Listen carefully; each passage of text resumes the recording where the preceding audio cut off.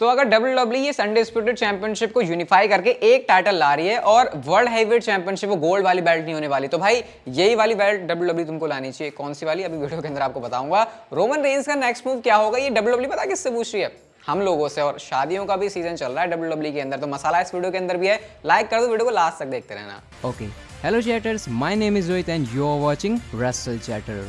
सबसे पहले गाइस हम लोग शादियों की ही बात कर लेते हैं। तो शादी हो गई यहाँ पर एक नहीं बल्कि दो। अब कार्मेला एंड कोरी ग्रेव्स के बारे में तो आपको पता ही है, उनके बारे में तो WWE सारे हाइप बना के बैठी हुई थी, वो सब तुमको पता ही है। शादी उनकी हो चुकी है, रिश्ता हो गया है, मतलब सब कुछ। अब दोनों एक दूसरे के हमारी भाषा में बोले तो पवित्र बंधन में बंध गए हैं। तो इसकी भी काफी सारी फोटोज वगैरह आई थी, क्योंकि इवेंट होता बड़ा, तो WWE के काफी सारे सुपरस्टार्स वहां पर थे। जॉन मॉक्सली थे वो पिक्चर के अंदर काफी अलग ही लग रहे हैं, मतलब फैंस ने सबसे ज्यादा यही नोटिस किया कि जॉन मॉक्सली रहने दोनों एक साथ आए हुए हैं, तो वो एक इंटरेस्टिंग चीज थी। बट एक दूसरी शादी भी है जो कि छुपके छुपके हो गई। छुपके क्या मतलब, हो गई सबके सामने, बट हमको ऐसा पता नहीं चला। एलेक्सा ब्लिस की शादी हो गई है। अब सेम टाइम पर ही बहुत खुशी की बात है और सेम टाइम पर ये थोड़ा सा दुख होने वाली बात भी है, क्योंकि अब समझ ही जाओ यार क्या है, ज्यादा डिटेल में जाऊं तो एलेक्सा ब्लिस की शादी हो गई है रायन के साथ, जिनको काफी टाइम से डेट कर रही थी। और इसकी भी ना बड़ी सारी फोटोज आई हैं, मैं आपको दिखा रहूंगा स्क्रीन के ऊपर। ब्रॉन स्ट्रोमैन है यहाँ पर, अगर आपको नहीं पता तो उनकी गर्लफ्रेंड है रकेल गोंजालेस, जो कि रकेल रोड्रिग्विज हो गई है। तो भाई दोनों जायंट जो है एक साथ रिलेशनशिप में है। बाकी काफी सारे स्टार्स यहाँ पर अपीयर हुए। सुपरस्टार्स का यहाँ पर ऐसे मेला सा लगा हुआ था, क्योंकि शादी वाला माहौल है तो सब लोग आएंगे। हाँ, वो एलेक्सा ब्लिस वाली बात मजाक थी, मैं ऐसे ही मजाक में कह रहा हूँ, ठीक है। कौन सी वाली बात कि लोगों को बुरा लगा होगा, ठीक है, अब क्या कर सकते हैं, बट वो सीरियसली नहीं था, ठीक है। तो शादी हो गई है Corey Graves, Carmella and Alexa Bliss और रायन की। तो ये शादियों का थोड़ा सा आपको बता देगा, गुड न्यूज़ तो शेयर करनी चाहिए ना आपके साथ। मैंने आपको कुछ टाइम पहले एक बात बताई थी कि जो लोगन पॉल हैं, उन्होंने जो पोकेमॉन का कार्ड पहना हुआ था वो वर्ल्ड का सबसे एक्सपेंसिव है, और उसकी मैंने आपको जो कॉस्ट है वो बताई थी $1 मिलियन, जो कि कुछ रिपोर्ट्स के अकॉर्डिंग आई थी। बट WWE ने एक्चुअल में, मैं इस बार बात को इसलिए बता रहा हूँ कि वो जो चीज़ थी उसको मैं करेक्ट करना चाह रहा हूँ।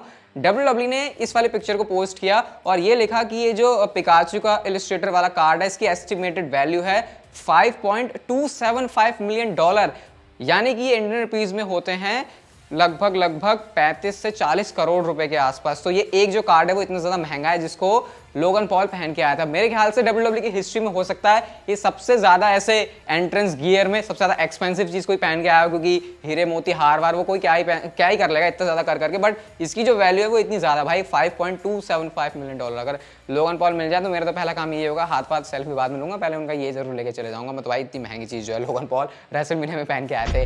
बैकलैश की बात करते हैं, सॉरी रेसलमेनिया बैकलैश की बात करते हैं। तो रेसलमेनिया बैकलैश में एज की क्या इंपॉर्टेंस होने वाली है वो आपको इस चीज से पता चल जाएगी। WWE नेटवर्क का जो लैंडिंग पेज है ना, जहां से लोग WWE नेटवर्क को सब्सक्राइब करते हैं, वहां पर WWE ने एज को लगाया हुआ है। आप लोग इस पिक्चर के अंदर देख सकते हो, जो कि 8 मई को होने वाला बैकलैश, और सिर्फ यहां पर एज को फीचर किया गया है। तो इससे आप लोग सोच सकते हो कि आई थिंक कुछ मेजर प्लान्स हैं WWE के लिए, एज मतलब WWE के पास एज के लिए, क्योंकि उनको अकेले फीचर कर रहे हैं। अभी तो वो डेवन प्रीस्ट के साथ चल रहे हैं, उनकी कोई फैक्शन फ्यूड बनाने का है सीन।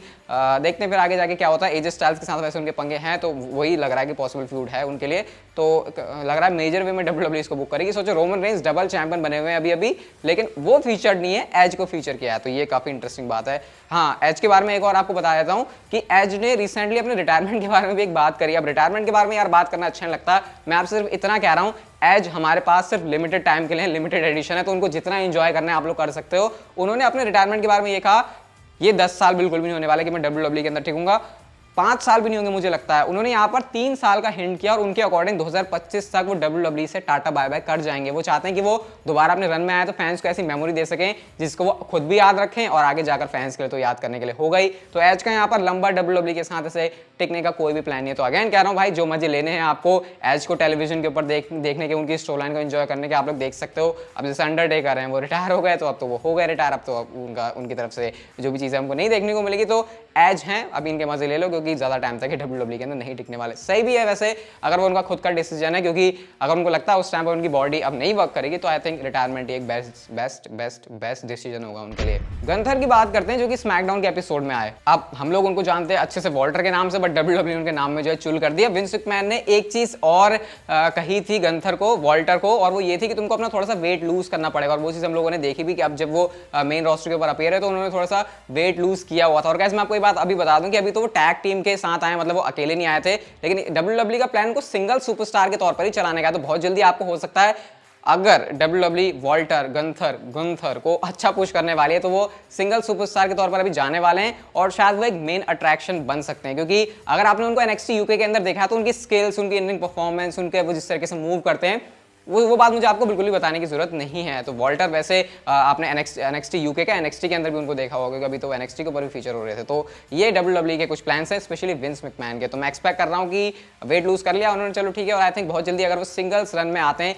तो एक मेजर पुश WWE उनके लिए प्लान कर रही है। रोमन रेंज के लिए नेक्स्ट क्या होने वाला है, ये WWE ज्यादा दिमाग नहीं लगा रही, वो हमसे पूछना चाह रही है। WWE ने इस वाले पिक्चर को पोस्ट किया अपने इंस्टाग्राम के ऊपर और यहाँ पर वो ये कह रहे हैं what should be Roman Reigns next move, और साथ में पॉल हेमन को टैग किया है। अब रोमन रेंज के लिए नेक्स्ट क्या होने वाला है, बहुत बड़ी चीज है। शिंजुके नाकामुरा के साथ लग रहा है ऐसा कि शायद उनकी फ्यूड होने वाली, बट सीरियसली यार अभी वो यूनिवर्सल चैंपियनशिप, WWE चैंपियनशिप जीते हैं। मैं ये नहीं कह रहा नाकामुरा का कोई लेवल नहीं है उनसे फाइट करने का, बट नाकामुरा को बिल्ड तो किया हो वैसे। अब अचानक से तुम किसी भी सुपरस्टार को बिल्ड ना करो, उसका लेवल ऊपर ना लेकर आओ, फिर उसके अचानक से तुम फ्यूड करा दो और कह दो नहीं नहीं ये तो मेगा स्टार है, तो वो सेंस नहीं बनाता। तो मेरे ख्याल से नाकामुरा वाली चीज उसको मैं अभी साइड में रखूंगा। बट यहाँ पर शेमस ने एक इंस्टाग्राम के इसी पोस्ट के नीचे कमेंट किया और उन्होंने यहाँ पर कैंची चलाई है। अभी कैंची चलाने का मतलब क्या, शेमस ये कह रहे हैं कि ये जो 2 बेल्ट है इसको एक तो मैं लेके चले जाऊंगा, शायद शेमस कुछ ऐसे कह रहे हैं। तो यहाँ पर लोग कोडी रोड्स के बारे में भी कह रहे हैं कि एक बेल्ट तो जो है कोडी रोड्स लेने वाला है, या फिर दोनों बेल्ट्स कोडी रोड्स ले जाएंगे। द रॉक के बारे में मेंशन हो रही है। तो अगर WWE ने ये पूछा है फैंस से कि भाई क्या होने वाला है नेक्स्ट स्टेप, अगर वो यहाँ पर इंस्टाग्राम के कमेंट को पढ़ रही है तो मेरे ख्याल से उनको WWE के क्रिएटिव लोगों से भी पूछने की जरूरत नहीं है, क्योंकि भाई हम WWE यूनिवर्स इतने क्रिएटिव है जो कि WWE को इतने अच्छे आइडियाज दे सकते हैं। अब क्या WWE इन चीजों पर स्टिक करेगी, क्या WWE चीज करने वाली है, वो एक क्वेश्चन है। बट एक चीज तो दे देना कि रन रोमन रेंज का जो भी होने वाला है इस undisputed universal WWE universal championship के लिए वो अच्छा हो, क्योंकि थोड़ा सा क्रिटिसिज्म इसको मिला है रेसलमेनिया के अंदर, क्योंकि रोमन रेंज जिस स्पेशली जीतने से नहीं, जिस तरीके से मैच की एंडिंग हुई, तो एक्सपेक्टेशन यहाँ पर ज्यादा है, क्योंकि एज यूनिवर्सल चैंपियन उन्होंने कमाल किया, अब डबल चैंपियन होने के बाद कमाल नहीं करते, अनडिस्प्यूटेड चैंपियन होने के बाद कमाल नहीं करते। वैसे उम्मीद तो पूरी है, बट WWE आई होप यहाँ पर चीजों को सही तरीके चला, क्योंकि अब फैंस बड़ा जज करने वाले रोमन रेंज के इस वाले रेन को। अब इस वाली रेन से ही जुड़ी एक चीज है, वो है अनडिस्प्यूटेड WWE यूनिवर्सल चैंपियनशिप। सवाल यही है भाई, हमको तो लग रहा था कि रेसलमेनिया में रोमन रेंज जीतेंगे, ठीक है, उसके बाद ये दोनों बेल्ट साइड में रखी जाएगी और नई जो अनडिस्प्यूटेड चैंपियनशिप है उसको लेकर आ जाएंगे, टाइटल यूनिफाई हो जाएंगे। बट वो चीज WWE ने नहीं करी।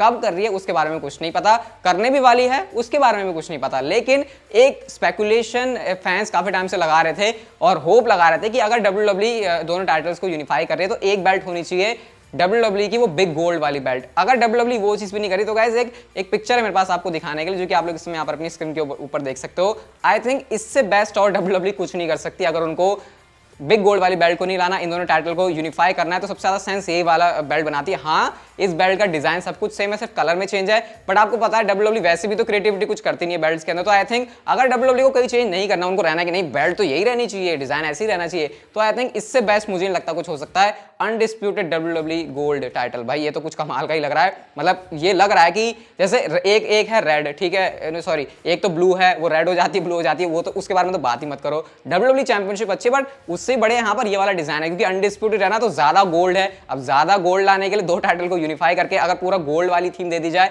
तो मेरे ख्याल से काफी अच्छी लगेगी। तो मैं तो यही चाहूंगा भाई, अगर WWE ला रही है बिग गोल्ड वाली, पुरानी वाली बेल्ट नहीं ला रही है और WWE को इसी डिजाइन के साथ जाना, तो यार ये बड़ा सही लग रहा है यार। अब आपके इसके ऊपर क्या ओपिनियन है? क्या अच्छा, मुझे तो लग रहा है भाई, अब बताओ आप लोग मुझे कमेंट सेक्शन में कि अगर ऐसा डिजाइन आता है तो आप उसके बारे में क्या कहोगे।